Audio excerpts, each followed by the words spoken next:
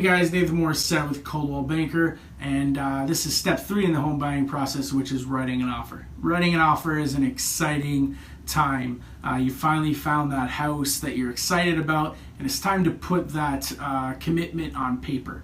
And so a few things that I want you to think about before you get there is that the 4 kind of main things about writing an offer, making an offer to a seller, kind of break it down in 4 points. The first thing is purchase price. Now the purchase price is hopefully in line with step 1, which is your buying power, but your purchase price is what you're offering on the home.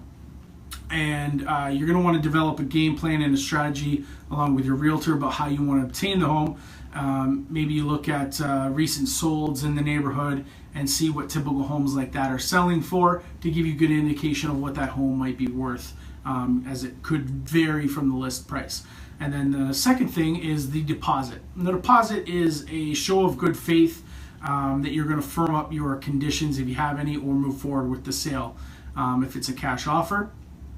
And the third thing is the closing date. Now the closing date is that date that's set in the future from when you're actually negotiating, that the transfer of title and transfer of the keys and the money from the buyer to the seller via the lawyers will actually happen.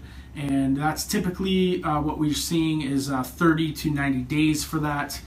It can be as high as a year, it can be as quick as a week or so, but typically around here is that 30 to 60 day window.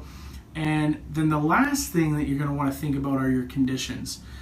So the fourth thing is conditions, and that's, you might want to have a financing condition. You may have been pre-approved, but they need to approve you for that specific deal and property. Inspection, you may want to have a home inspector come and look over the property and make sure that you're satisfied with the structure itself. You may want to have an insurance clause, or on rural property, you may want to have the septic or the water tested to make sure that those things are okay. And if those things aren't okay or satisfactory to you, then maybe you would get your deposit back and be released from the deal. But typically around here, those things usually go through, and you would fulfill those conditions and bring you to step 4, which is removing conditions and closing. For more information, visit my website, nathansells.com. Thanks.